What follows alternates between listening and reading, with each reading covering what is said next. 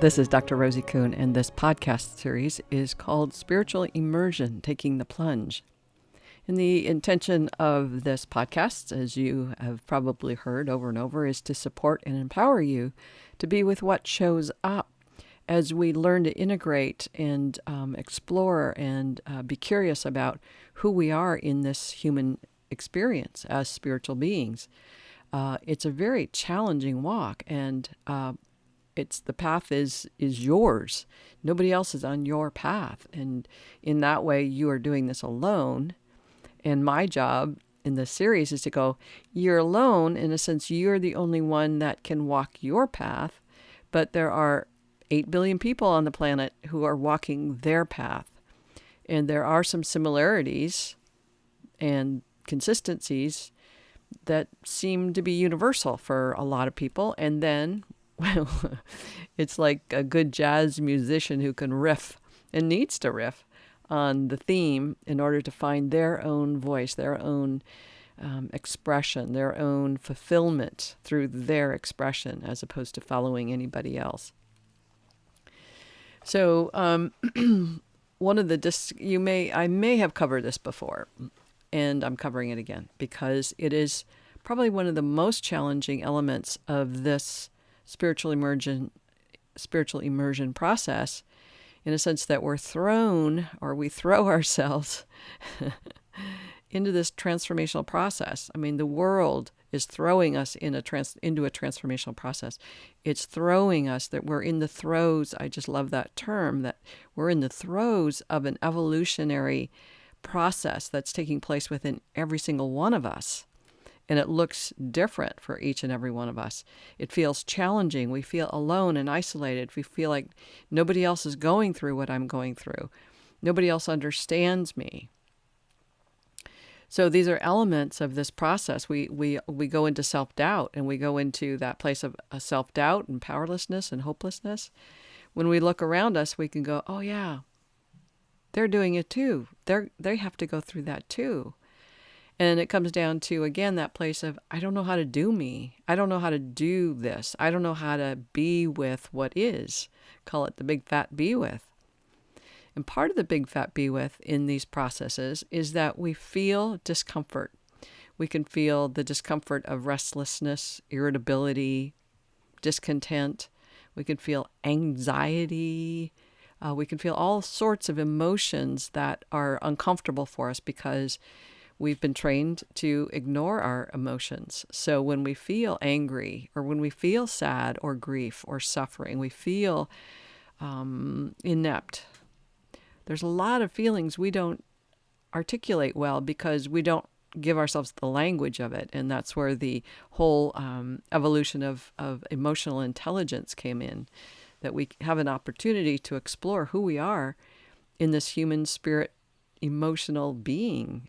And the more we know about that, the more it makes sense that we're here to experience all of what's here in this physical body, which includes all of our emotions, all of them. So quite often when we're feeling depressed, or we're feeling despair, we're feeling sad, we're feeling angry, we don't know what to do with it because we don't know how to do it, because we don't know how to do, I don't know how to do me when I get angry, that kind of thing.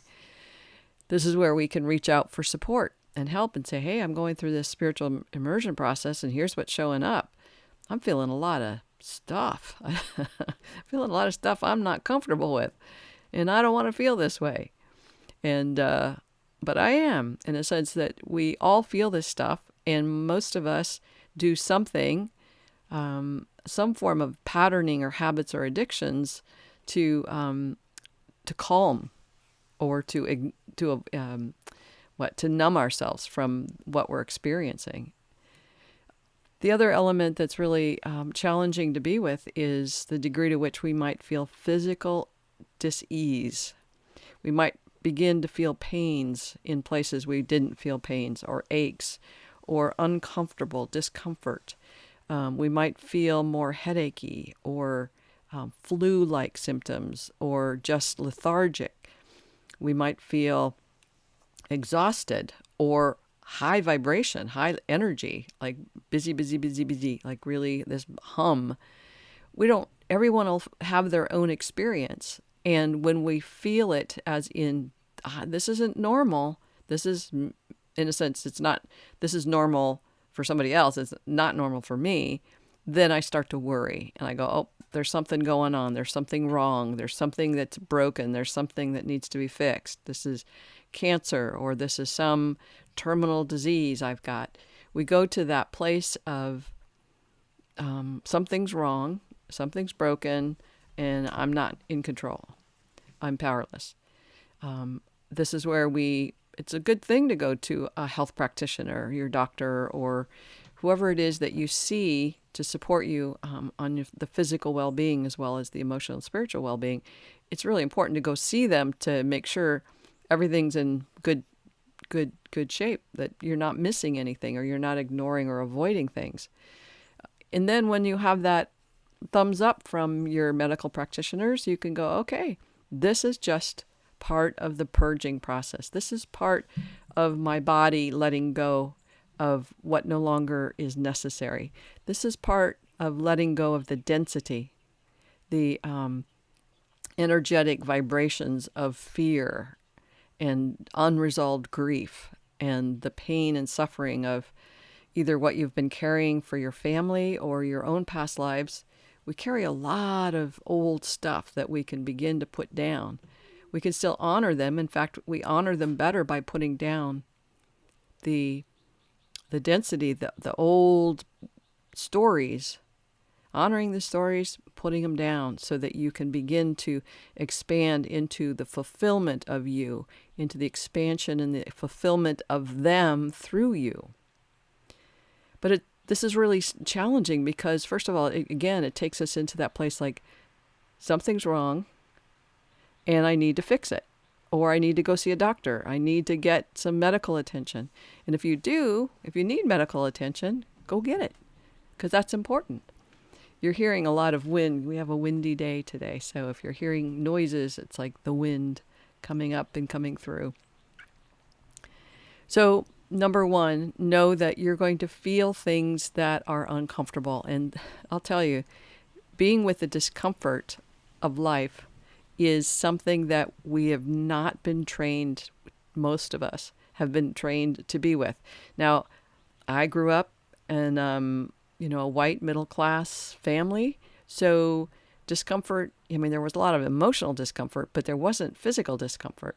If there was, actually, there was, but not in the same way that perhaps other people felt it through their life, through starvation or diseases that were very challenging for their environment.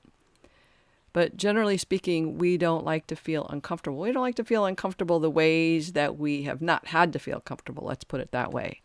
And so when we have these new discomforts show up, we get scared. And we doubt, are we on the right path? Especially in this process. I've been on this process specifically for 10 years of spiritual immersion. Lots of wind right now.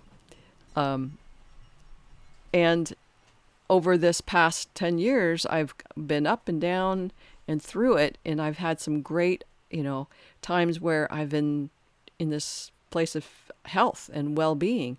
And then there's other times where I'm challenged by, I have a lot of skin cancer that keeps erupting, or other symptoms, what we call symptoms, other annoying physical things that make me doubt whether I can do this, whether I'm on the right path, whether I know myself or know the process or know the truth enough to stay true to the path, which is really scary.